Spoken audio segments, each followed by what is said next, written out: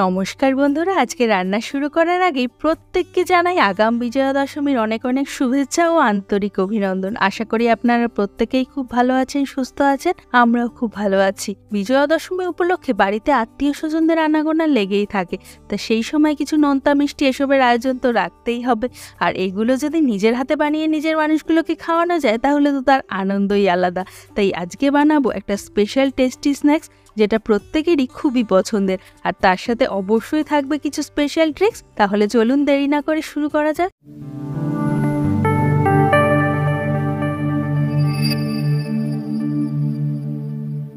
আজকে বানাতে চলেছি একদম ক্রিস্পি কুরকুরে নিমকি। এর জন্য প্রথমেই এখানে পরিমাণ মতো ময়দা নিয়ে নিয়েছি। এবার এই ময়দার সাথে এক এক করে মেশাবো পরিমাণ মতো জোয়ান। জোয়ান দিলে নিমকির একটা আলাদাই টেস্ট আসে, আর তেলে ভাজা সত্ত্বেও জোয়ান দিলে অম্বল হওয়ার সম্ভাবনাটা একদমই থাকে না। এবার দিয়ে দেবো নিমকির আরও টেস্ট বাড়ানোর জন্য আরেকটা গুরুত্বপূর্ণ জিনিস, সেটা হলো কালো জিরে। পরিমাণ মতো লবণ দিয়ে দেবো। লবণটা আপনারা আপনাদের টেস্ট অনুযায়ী দেবেন, দরকার পড়লে ময়দা হালকা একবার জিভে দিয়ে টেস্ট করে নেবেন, তাহলেই বুঝে যাবেন। এরপরে দিয়ে দেব নিমকি ক্রিস্পি বানানোর সবচেয়ে গুরুত্বপূর্ণ জিনিস, সেটা হলো পরিমাণ মতো সাদা তেল। নিমকি ক্রিস্পি বানানোর জন্য এই সাদা তেল অবশ্যই আপনাকে এই ময়ান দেওয়ার সময় দিতে হবে। এবার এই জায়গাটা আপনারা ভালো করে লক্ষ্য করুন, কারণ নিমকি পারফেক্ট কুরকুরে ক্রিস্পি রাখার জন্য এইভাবে ময়ান দেওয়ার খুবই প্রয়োজন। ময়ান যত ভালো হবে ততই নিমকি গজা এগুলো একদম পারফেক্ট কুরকুরে ক্রিস্পি হবে। এবার একবার দেখে নিই ময়ানটা ঠিক আছে কিনা। দেখুন মুঠো করার সঙ্গে সঙ্গেই ভেঙে যাচ্ছে, তার মানে আরেকটু তেল দিয়ে ময়ান দিতে হবে। আরও 2 চামচ তেল দিয়ে ময়ান দিয়ে নেব।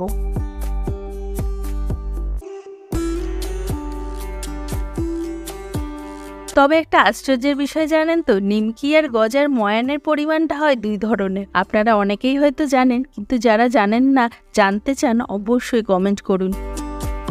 এবার মনে হচ্ছে ময়ান হয়ে গেছে, একবার চলুন চেক করে নিই। দেখুন ময়দা হাতের মুঠোয় নিয়ে এইভাবে চেপে হালকা আঙ্গুল দিয়ে চাপ দিলেই ভাঙছে, সঙ্গে সঙ্গে ভেঙে যাচ্ছে না, তার মানে ময়ানটা একদম পারফেক্ট হয়েছে। আপনারা চাইলে এখানে তেলের বদলে ঘিও ব্যবহার করতে পারেন, তাতে টেস্ট আরও ভালো হবে। এখানে দেখুন ময়দা একদম স্মুথ হয়ে রয়েছে, কোনো রকম দানা দানা নেই। এবার ডো বানানোর জন্য এর মধ্যে পরিমাণ মতো জল মেশাতে হবে। তবে একবারেই সব জল দিয়ে দেবেন না, মাখতে মাখতে অল্প অল্প করে জল দেবেন, তাহলে মাখতেও সুবিধা হবে। আর একবারে বেশি জল পড়ে গেলে ময়দা মাখাটা নষ্ট হয়ে যাবে, তাই অল্প অল্প করে জল দিয়ে মাখাটাই ভালো। আমি আরেকটু পরিমাণ জল দিয়ে মেখে নিচ্ছি। এই নিমকির মণ্ড খুব বেশি শক্ত বা খুব বেশি নরম হবে না, মিডিয়াম সফট থাকবে।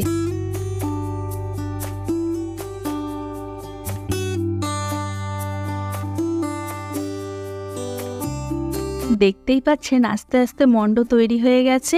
এবার এর গায়ে আমি সামান্য তেল মাখিয়ে নেব, যাতে উপরের লেয়ারটা একদম সফট থাকে।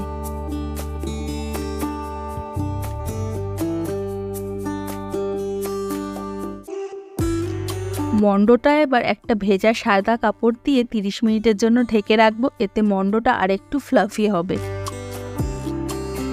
আধা ঘন্টার বেশি হয়ে গেছে, এবার কাপড়টা তুলে ফেলি। এখানে দেখুন হালকা করে আঙ্গুল দিয়ে চাপলেই বোঝা যাচ্ছে যে মণ্ডটা একটু ফ্লাফি হয়েছে। মণ্ডটা এবার আরেকবার একটু ভালো করে মেখে নেব, এতে ময়দাটা আর একটু মসৃণ হবে।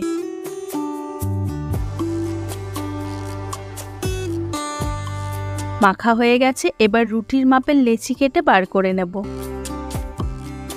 লেচিগুলো কেটে একবার হাত দিয়ে গোল করে নিয়ে তারপরে রাখবো, তাহলে বারবার গোল করার ঝামেলাই থাকবে না। দেখতে পাচ্ছেন এখানে সব লেচিগুলো এক এক করে সাজিয়ে ফেলেছি। এখানে আমার মোট 12খানা লেচি তৈরি হয়ে গেছে।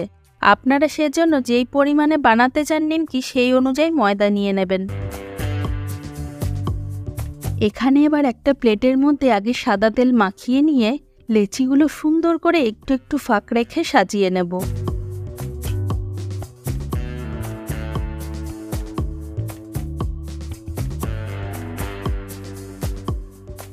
এবার লেচিগুলোর ওপরে হালকা করে একটু তেল মাখিয়ে নেব, যাতে ওপরের কোটিংটা শক্ত হয়ে না যায়। তেল মাখানো হয়ে গেছে, এবার কাপড়টা দিয়ে ঢেকে নিয়ে তারপরে একটা একটা করে লেচি বার করে বেলবো, নয়তো খোলা হাওয়ার নিচে রাখলে লেচিগুলো শক্ত হয়ে যাবে।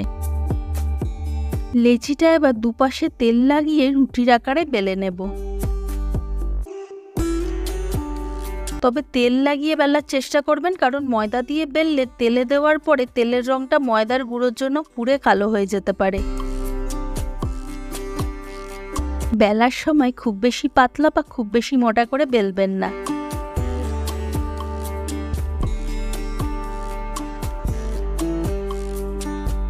খুব ধীরে ধীরে বেলবো, নয়তো ভাঁজ পড়ে যেতে পারে। আপনারা আপনাদের ইচ্ছা অনুযায়ী আকার বানাতে পারেন। আমি এই সাইজ বানিয়েছি, আপনারা চাইলে এর থেকে ছোট বা বড় যে কোনো আকার বানাতে পারেন। দেখতে পাচ্ছেন ঠিক এরকম থিকনেস থাকবে। এবার একটা ছুরির সাহায্যে কেটে নেব নিমকির আকারে। প্রথমে এরকম লম্বা লম্বা করে কেটে নিচ্ছি। ছুরিটা একটু ধার দিয়ে নেওয়ার চেষ্টা করবেন, তাহলে কাটতে সুবিধা হবে। আর প্রতিটা মাপ একই সমান রাখার চেষ্টা করবেন, তাহলে দেখতেও ভালো লাগে। দেখতে পাচ্ছেন আমি ছুরিটা একটু ঘষে ঘষে কাটছি, নয়তো একটানা কেটে আনলে অনেক সময় একটু লেগে থাকে, তারপরে পরে তোলার সময় অসুবিধা হয়ে যায়। এবার অপোজিট ডাইরেকশনে কাটছি, তবে একটু বেঁকিয়ে, তাহলে একটা সুন্দর চৌকো নিমকির শেপ আসবে। বাড়িতে পিৎজা কাটার থাকলে পিৎজা কাটার দিয়েও কাটতে পারেন, তাহলেও অনেকটা সুবিধা হবে কাটতে, আর তাড়াতাড়িও হবে।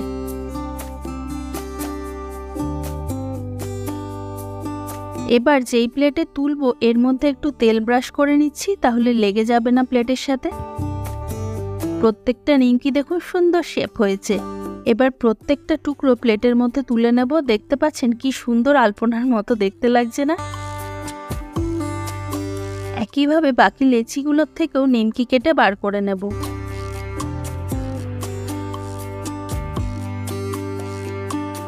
অনেকগুলো নিমকি কাটা হয়ে গেছে, এবার ভেজে ফেলবো। কড়াইতে অনেকটা পরিমাণে তেল গরম করে নেব, কারণ এটা ডুবো তেলেই ভাজতে হবে। তেল গরম হয়ে এলে গ্যাসের ফ্লেম মিডিয়াম করে নেব। অল্প অল্প করে এবার কাটা নিমকিগুলো ছাড়তে হবে। খুব বেশি একসঙ্গে ছাড়বেন না, যতটা তেল নিয়েছেন সেই অনুযায়ী দেবেন।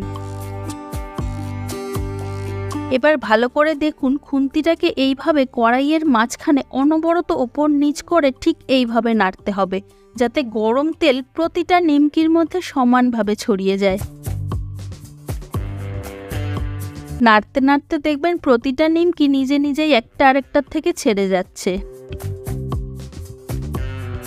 এবার গ্যাসের ফ্লেম একটু লো করে সমানে নাড়তে থাকবো। আস্তে আস্তে দেখবো নিমকিগুলোর কালার অনেকটাই চেঞ্জ হয়ে আসছে। খুব বেশি নিমকি একসাথে ছেড়ে দিলে নাড়তে অসুবিধা হতো, আর একটা আরেকটার সাথে লেগে যেত। তবে কড়াই ভর্তি তেল দিলে প্রচুর নিমকি একসাথে বানানো যায়, কিন্তু সেটা বাড়ির ক্ষেত্রে তো হয় না, কারণ প্রচুর তেল পুড়ে যায়, আর বেশি তেল থাকলে সেটা পরে খাওয়াও যায় না। এই নিমকিগুলো কিন্তু আপনারা 10-15 দিন অনায়াসে কন্টেনারে রেখে খেতে পারেন, একটুও নরম হবে না। দেখুন নিমকির কালার অনেকটাই চেঞ্জ হয়ে লাল হয়ে এসেছে। এবার খুব বেশিক্ষণ গ্যাসে রাখা যাবে না, আস্তে আস্তে তাহলে বেশি লাল হয়ে যাবে। এবার একটা ছাঁকনি হাতার সাহায্যে তেল ছেঁকে বার করে নিমকিগুলো তুলে নেব।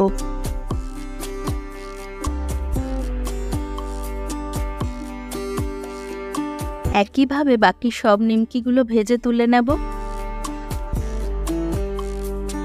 ব্যাস, এক বাটি নিমকি তৈরি হয়ে গেছে। এবার এই নিমকিগুলো কন্টেনারে রেখে অনায়াসে অনেক দিন পর্যন্ত খাওয়া যাবে।